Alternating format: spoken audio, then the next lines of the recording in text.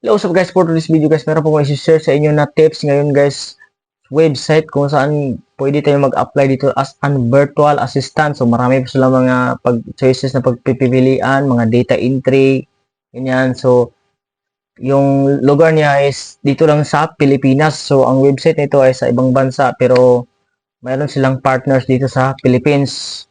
So, proceed to guys. So, but before that, don't forget to like and subscribe to my channel para update sa mga upload guys. So, proceed to guys. So, ito po ang website nila. Ang isa-search na po ang https trypineapple.com. So, pineapple.com Virtual Assistant Hub.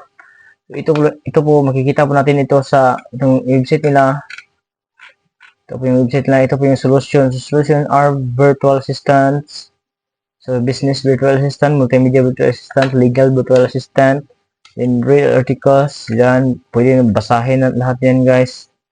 Yung mga ano niya, kung gusto nyo i-prove talaga na legit talaga itong website ito. So, legit po talaga itong website ito guys. So, how it works, so dito to, how it works. So, dito sa how it works, $8 USD per hour. So, no contract and no setup fees. Cancel anytime. So, pwede mo i-cancel kung busy ka, kung nahirapan sa trabaho, pwede mo i-cancel. So, getting started guys, step-by-step onboarding process to get you up and running. So, virtual assistant must process how we find and select the perfect virtual assistant for your specific needs, onboarding time, then common question, then basahin nyo guys. So, sa pricing naman tayo yung pricing. I-click natin itong pricing. So, sa pricing, flat rate pricing is $8 per hour. So no sit up free pricing, business professional pay by the hour, weekly billing every Monday. So dedicated account manager, 100% flat rate and no overtime, no contracts, no sit up fees, cancel at any time, pick and choose who to work with, access time tracking, monitoring, virtual assistant based in the Philippines only guys. So work with the same person every day. So mayroon silang mga ano dito, see how we compare other virtual assistant services in the market. Yan. Pwede yung ano yan, basahin yun guys. So dito muna tayo sa team nila is ito po yung ano nila, Meet Our Pineapple Family. So ito po yung US headquarters team, then founding. So pwede yung basahin yun guys kung ano yan. So meron din Philippines Operation System, Independent Personal Leading. Yan, basahin nyo guys. Marami pong nagtatrabaho dyan. So, dito naman tayo sa career. So, sa career, ito po yung career. Be a business virtual assistant, full-time remote or part-time remote. So, anong gusto mo? Full-time ba or part-time? So, ito naman, be a multimedia virtual assistant. So, full-time or part-time din. Then, be a legal virtual assistant is full-time job. So, ito naman yung i-click natin yung apply now. So, pag-click natin sa apply now, ito po yung overview description ng kanilang trabaho. So, we are US-based company seeking trained professional based in the Philippines. So, Pineapple Business Virtual Assistant work directly with our clients to virtually help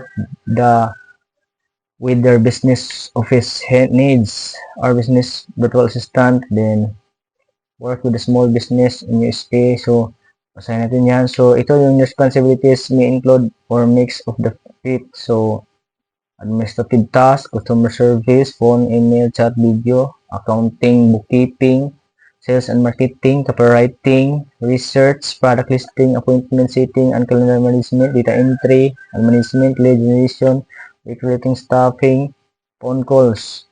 Ito naman yung requirements nila. Importante itong requirements na you will be successful in this role if you have the following qualifications. So, at least high school graduate. So, at least high school graduate, pwede na po kayo mag-apply dito sa virtual assistant dito sa Pineapple. So, at least 1 year of professional work experience. So, mayroon silang 1 year work experience. Then, you can speak and write well in English and you can connect with a variety of people and build rapport. You have a good attention and details, especially within written reports. You are proficient with the virtual assistant tools limited on MailChimp, Active Campaign, Google Suite, MS Office. Yan yung basahin niya. Must be a Filipino citizen only, must reside in the Philippines. So system requirements, so sa system requirements na is Windows OS, minimum operating system, Windows 11. And ito yung ano nila required. So makikita yung specs ng laptop ninyo sa ano sa settings ng laptop ninyo, then tingnan niyo yung capacity ng RAM. Itong dalawang link na to, i-open mo ito para malaman yung processor ng yung laptop. So i-open natin ha. Open na tab. So dito malalaman yung processor. Yan. Ito yung mga processor ng laptop. Basahin niyo yan guys.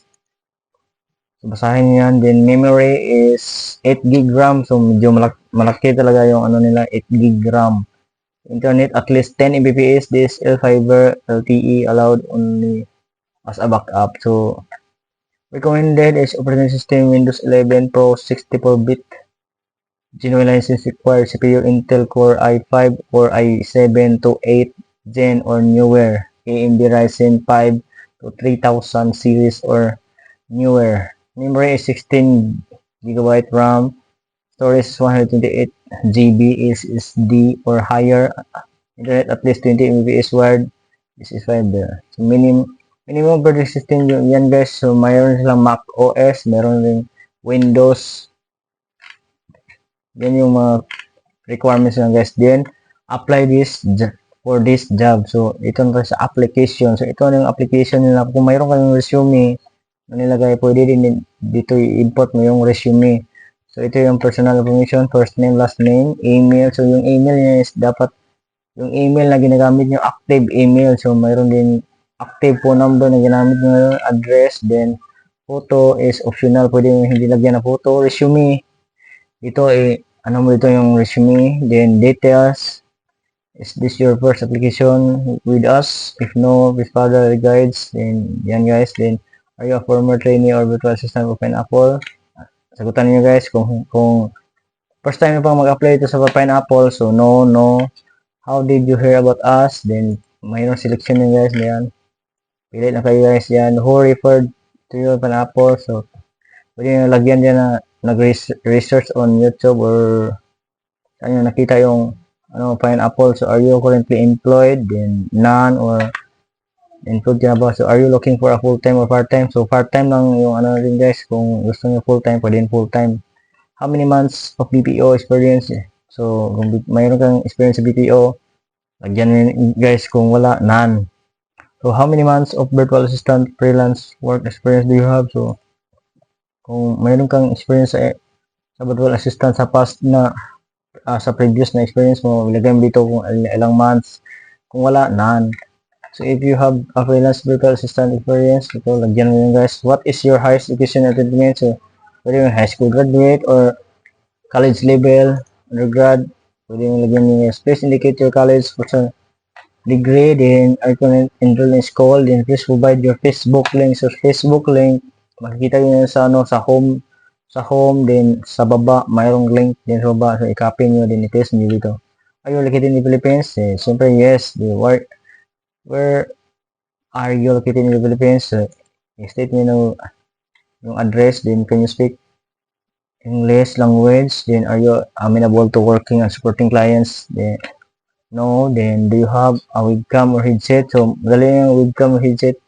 Yes. Then our technical support teams conduct check. Do you have computer hardware or software? Yes. Then what are the top 3 services that you can offer? So top 3 services, mamili ka ng anong offer mo guys. Then please state any foreign language ability. So kung ano yung ibang lingwahe na ano mo, intindihan mo. For what reason have you missed work in previous job? So yung previous job mo, bakit bakit ka umalis sa previous job mo? So our certification of program schedule is Monday to Friday 10 p.m. to 5 a.m. It's time for 13 days. Will you able to attend this? So our certification program, so yes. Do you have any other commitments that may affect your ability to attend during training? Kung meron kang trabaho, busy ka, pwede mo isulat dito kung busy ka. Then do you have any pending visa application? Then kung mayroon kang visa, kung magplano ka mag-abroad or visa abroad, tourist abroad, lagay mo dito. So, do you have any following government IDs? So, importante ito guys is passport, driver's license, UMID, SSS, ID, voter's ID, national ID, or PRC ID. So, pwede mo passport or driver's license or SSS yung ID. So, yan guys. So, what valid ID do you have? Then, pili ka dito. Password. Ayan. Then, upload ID. So, dito, lagyan mo dito yung file. Please make sure that sharing the ID din. Yan guys, basahin nyo guys, Google Drive, the video should be at least, please upload an intro video to Google Drive folder. The video should be at least 40 to 60 seconds long. Then tell us about yourself, fit the role, paste the link of the folder. Please make sure the sharing setting on the folder is not set to private. So, please run a typing test. So, typing test naman guys, typing test using, so ito yung website nila, thetypingcat.com. So assign with Google, then 1 minute typing test, then ano mo i-search mo itong website na to, then magta-type ka, i-copy mo nilang ganyan, i-copy nyo, then open nyo tab, yan, i-search mo yan. Ito yung typing test nila. So typing test, start, then yung average nito, ilan yung average niya, i-post nyo dito. Ilang average, just using the link to practice free option, take the screenshot, rinse and upload it in this form. Please do not use sample certificate or bitters. So dito may upload yung mga certificate sa yung practice free option, the English assessment, then list of done application programs. Yan guys, so fill up on yun guys, then I hereby to application form is true, complete, and accurate. So, dapat totoo lahat yung ilagay mo dito. Then, yes. Then, submit the application. Then, mag-antay tayo ng 3 to 5 business days. So, Monday to Friday. Yung ano nila. Then, mag-email siya sa inyo kung natanggap na tayo dito sa sa Pineapple Virtual Assistant. So, yan lang guys yung i-offer sa inyo yon. So legit po itong website guys. So don't forget to like and subscribe to my channel para update sa mga upload guys. Kung meron ka ng katanungan guys, so just comment below guys. So thank you guys.